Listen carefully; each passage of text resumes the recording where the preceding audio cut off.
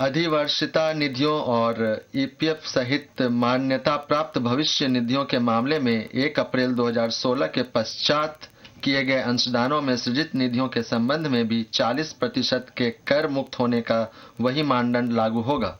इसके अतिरिक्त पेंशन भोगियों की मृत्यु के पश्चात उसके कानूनी उत्तराधिकारी को मिलने वाली वार्षिक निधि तीनों मामलों में कर योग्य नहीं होगी।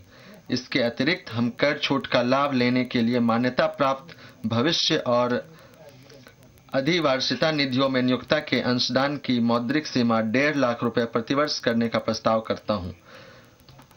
मैं राष्ट्रीय पेंशन प्रणाली द्वारा उपलब्ध कराई गई वार्षिकी सेवाओं और ईपीएफओ द्वारा कर्मचारियों को प्रदान की गई सेवाओं की सेवा से छूट कर का प्रस्ताव करता हूं। मैं कुछ मामलों में एकल प्रीमियम वार्षिकी पॉलिसियों के अदा के लिए प्रीमियम पर सेवा कर 3.5% से घटाकर 1.4% करने का प्रस्ताव भी करता हूं। प्रधानमंत्री आवास योजना समयबद्ध तरीके से सभी और विशेषकर गरीबों की आवासीय जरूरतों का समाधान करने के लिए सरकार के आश्वासन का साकार रूप है। मकानों का निर्माण रोजगार के प्रचुर अवसर भी सृजित करता है। आवास क्षेत्र में कार्यकलाप बढ़ाने के लिए मैं जून 2016 से मार्च 2019 तक अनुमोदित किए जाने वाले और अनुमोदन के 3 वर्ष के भीतर 4 मेट्रो शहरों में निर्मित किए जाने वाले 30 वर्ग मीटर के फ्लैटों और अन्य शहरों में 60 वर्ग मीटर तक के फ्लैटों हेतु आवास निर्माण परियोजनाओं शुरू करने वाले उपक्रमों को लाभों से 100% कटौती देने का प्रस्ताव करता हूं। पहली बार मकान खरीदने वालों के लिए मैं अगले वित्त वर्ष के दौरान स्वीकृत 35 लाख रुपए तक के ऋणों हेतु 50,000 रुपए प्रतिवर्ष के अतिरिक्त ब्याज के लिए कटौती देने का प्रस्ताव करता हूं, बशर्ते कि मकान की कीमत 50 लाख रुपए से ज्यादा न हो। आवास निर्माण संबंधी क्रियाकलापों को प्रोत्साहित करने के लिए दूसरा प्रस्ताव स्थावर संपदा निवेश न्यासों में निवेश करना सुसाध्य बनाना है।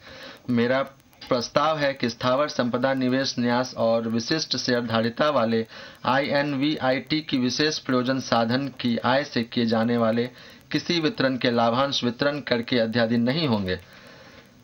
सरकारी निजी भागीदारी वाली स्कीमों सहित केंद्रीय या राज्य सरकार की किसी स्कीम के तहत 60 वर्ग मीटर तक के क्षेत्र में सस्ते मकानों के निर्माण को सेवा कर से छूट देने का प्रस्ताव है।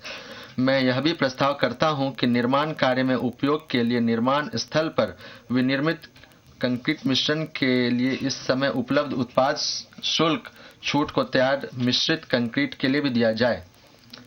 कृषि, ग्रामीण अर्थव्यवस्था तथा स्वच्छ पर्यावरण हेतु अतिरिक्त संसाधन जुटाना। लाभांश वितरण कर DDT सामान्य रूप से सभी निवेशकों पर लागू होता है, चाहे उसकी आय का स्तर कुछ भी क्यों न हो। इसे करों और निष्पक्षता और प्रगामी प्रकृति को विकृत करने के रूप में देखा जाता है। अपेक्षाकृत उच्च आय वाले व्यक्ति उच्च कर लागत वहन कर सकते हैं। अतः मैं प्रस्ताव करता हूं कि कंपनियों द्वारा प्रदत्त लाभांश वितरण कर के अलावा प्रतिवर्ष 10 लाख रुपए से अधिक लाभांश प्राप्त करने वाले प्राप्तकर्ताओं अर्थात व्यक्तियों, हिंदू अविभाजित परिवारों और फर्मों के लाभांश की सकल राशि के 10% की दर से देना होगा।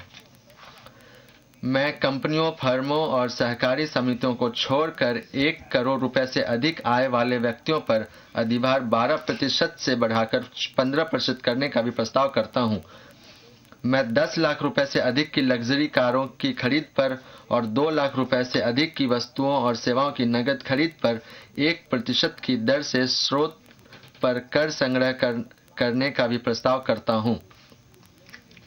संसाधन संपन्न अनुपालक करदाताओं के लिए इस लेवी से न केवल व्यय किए जाने के समय कर संग्रहण बढ़ेगा, बल्कि यह ऐसा व्यय करने वाले व्यक्तियों की पहचान करने के लिए कर प्राधिकारों को आंकड़े प्रदान करता है जो कराधान में शामिल नहीं भी हो सकते हैं। किसानों और अनुसूचित वर्ग के व्यक्तियों को ऐसे प्रपत्र देने का विकल्प प्राप्त होगा जिसके द्वारा स्रोत कर संग्रहण प्रसारित नहीं किए जाएगा।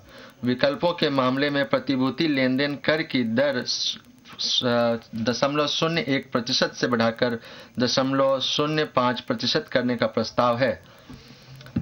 भारत में विदेशी ई-कॉमर्स कंपनियों को होने वाले आय पर कर लगाने के लिए यह प्रस्ताव है कि अनिवासी को भुगतान करने वाला व्यक्ति जिसके स्थायी प्रतिष्ठान नहीं है और वर्ष में कुल 1,00,000 रुपए से अधिक ऑनलाइन विज्ञापन हेतु प्रतिफल के रूप में देता है, वह समकरण लेवी के रूप में भुगतान की गई सकल राशि के 6% के दर से कर रोक सकेगा।